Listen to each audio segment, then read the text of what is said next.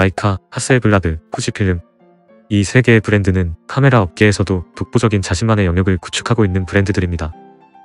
라이카는 고급스러운 외장재와 업계 최고 수준의 광학 기술을 바탕으로 명품 카메라의 이미지를 가지고 있고, 하스엘블라드는 최고의 중형 포맷 카메라로 일반적인 브랜드하고는 비교할 수 없는 포지션을 가지고 있는 브랜드입니다. 그리고 후지필름은 참 독특한 사업 방향을 가지고 있는 회사입니다. 다른 회사들이 화소수를 늘리고 풀프레임 카메라를 경쟁적으로 만들며 가격 경쟁력을 갖추기 위해 고군분투하는 데 반해 후지필름은 이 모든 경쟁에서 배제되어 있습니다. 후지필름은 풀프레임 카메라를 개발하지도 않고 타 브랜드 동급 기종에 비해 화소수가 높은 편도 아닙니다. 출시하는 카메라는 풀프레임의 하위 호환인 크롭 센서를 주력으로 하고 있는데 가격은 풀프레임과 비슷하거나 오히려 비싼 경우도 있습니다.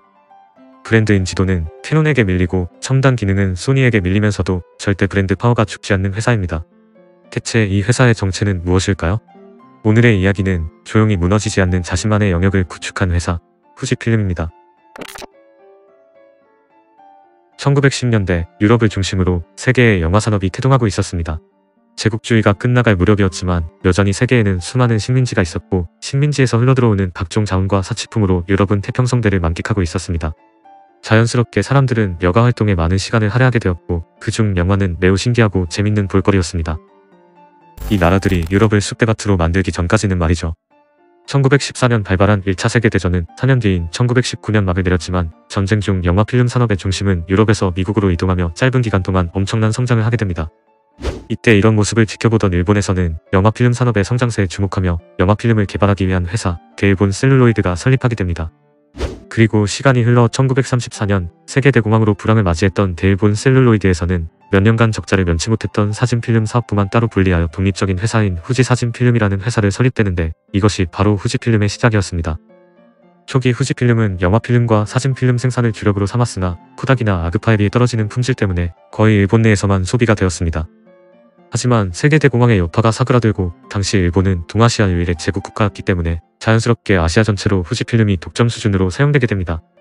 하지만 1945년 일제 폐망으로 일본의 수많은 기업이 위축되며 카메라 제조업이라는 사업이 유행처럼 번지게 되면서 후지필름도 이에 합류하게 되는데요. 그렇게 시작된 후지필름의 카메라에는 후지카라는 명칭이 붙게 됩니다. 하지만 후지필름 최초의 카메라인 후지카6는 66 포맷의 120 필름을 사용해야 했기 때문에 카메라의 소형화가 대세였던 당시 기준에서 큰 호응을 받지 못했습니다. 그런데 보통 시장의 방향성과 맞지 않는다면 빠르게 대중성을 찾아가는 게 정상적인 반응일 텐데, 후지필름의 마인드는 이때부터 남달랐습니다.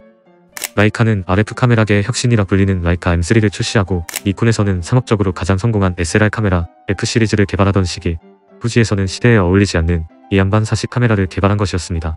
시장의 사업 방향을 역행하는 후지의 카메라 개발은 1957년이 되어서야 최초의 35mm 카메라를 출시하게 됩니다. 후지가 이러한 사업 방향을 갖게 된 이유에는 회사의 태생적인 성향이 있었습니다. 라이카나 캐논, 니콘같이 익히 잘 알려진 브랜드들은 카메라라는 기계를 메커니즘적인 방식으로 접근했습니다. 어떻게 하면 더 정확하게, 빠르게, 편하게 사용할 수 있는지를 고려하며 카메라를 개발했습니다. 자신들이 개발한 카메라와 렌즈를 통해 얼마나 정확하게 표현할 수 있는지를 관건으로 삼은 것이죠. 하지만 후지는 필름을 주력 사업으로 하던 회사였습니다. 태생 자체가 필름 개발을 위해 태어난 회사니까요. 다른 브랜드들이 카메라의 개발로 사진의 변화를 주려했다면 후지는 필름으로 사진의 변화를 주려한다는 큰 차이점이 있었기 때문에 후지에게 카메라라는 장비는 그저 필름의 상을 맺히게 하는 도구에 지나지 않았습니다. 어차피 카메라 개발이 주력 사업도 아니었기 때문에 기왕 카메라 만드는 거 휴대성이나 편의성보다는 사진의 품질만을 생각하는 형태로 개발할 수 있었던 것입니다. 이러한 후지의 마인드는 그들이 생산했던 필름의 종류를 보면 알 수 있는데요. 후지는 사진작가들의 표현력을 최대한 이끌 수 있도록 다양한 종류의 필름을 개발해냈습니다. 필름의 종류에 따라 입자의 밀도나 색감이 모두 달랐기 때문에 사진작가들을 자신의 취향에 따라 선택할 수 있는 자유가 있었습니다. 우리가 흔히 일본 감성이라고 말하는 색감들이 거의 대부분 후지 필름에서 파생되었다고 해도 될 정도로 후지의 색감 표현력은 굉장히 남달랐습니다. 1986년부터는 일회용 카메라를 생산하게 되는데, 이 일회용 카메라에도 자신들의 필름을 다양하게 적용하면서 수많은 마니아들의 사랑을 받게 되는데요. 남다른 후지의 표현력은 다른 필름 제조업체와 크게 비교되는 부분이었기 때문에 후지필름은 시장의 후발주자였음에도 빠르게 성장하게 되어 피파의 공식 파트너와 LA 올림픽의 공식 스폰서가 되기도 했습니다. 1998년에는 즉석 카메라 인스탁스를 출시하게 됩니다. 당시 즉석 카메라 시장은 미국의 폴라로이드가 세계 시장을 독점하고 있었지만, 인스탁스가 출시하자마자 폴라로이드의 점유율을 추월하며 엄청난 인기를 얻게 됩니다. 디지털 카메라 시대가 시작되며 모든 수많은 업체들이 사라지고 축소되며 업계의 파란이 일고 있었습니다. 캐논은 이오스의 디지털 버전을 내놓으며 오랜 업계 1위, 니콘을 누르고 세계 점유율 1위 브랜드로 우뚝 서게 되었고, 카메라 시장에서 아류 취급을 받던 소니는 코니카미놀타를 흡수합병하고 카메라의 각종 첨단 기능들을 탑재시키며 새 시대에 걸맞는 카메라를 출시하고 있었습니다. 하지만 이런 시장 환경에서도 후지는 여전히 자신만의 독자적인 시각으로 사업 방향을 선택하게 됩니다. 100년 전 만들어진 풀프레임이라는 규격에 집착하지 않기로 한 것이었습니다. 여타 브랜드들이 풀프레임을 중심으로 수많은 파생형 제품을 내놓는 것과는 달리 후지는 이미 브랜드의 고착화가 끝난 카메라 시장에서 자신들까지 풀프레임 카메라 개발에 뛰어들 이유는 없다고 판단하며 풀프레임 카메라를 아예 제작하지 않기로 한 것인데요. 단편적인 시선에서는 카메라의 핵심 역량으로 볼 수 있는 센서 개발에 소홀한 듯 보였지만 비교적 경쟁이 덜한 중형 포맷 카메라와 크롭 센서 카메라에 집중하여 자신들의 역량을 최대한 이끌어내기로 한 전략이었습니다.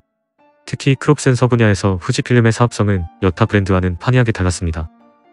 여타 브랜드가 센서의 수준으로 등급을 나누는 한편 후지에서 출시되는 동시대의 모든 카메라는 동일한 센서와 프로세서를 탑재하여 어떤 카메라를 선택하더라도 동일한 수준의 품질을 표현할 수 있게 만든 것이었습니다.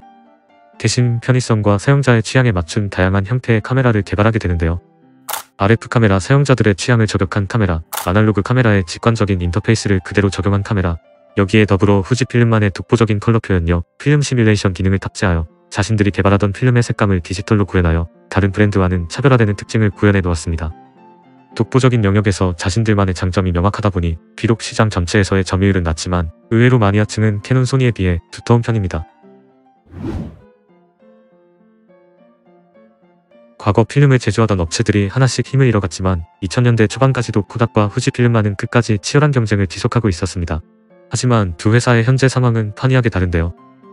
코닥은 세계 최초로 디지털 카메라를 발명해놓고도 자신들의 주력 사업이었던 필름 판매에 악영향을 미칠 것을 우려하여 디지털 카메라 개발을 망설였고, 뒤늦게 다시 끼어든 디지털 카메라 시장에서는 끝내 적응하지 못하고 도태되어 버렸습니다. 한때 코닥은 회사가 파산 직전까지 몰렸었지만 디지털 카메라 사업부를 비롯 여러 부서를 매각하며 지금은 필름 생산과 라이센싱 사업으로 회사가 유지되는 중입니다. 그에 반해 후지필름의 지분의 100%를 소유하고 있는 모 회사 후지필름 홀딩스는 일본 시가총액 37위의 대기업입니다.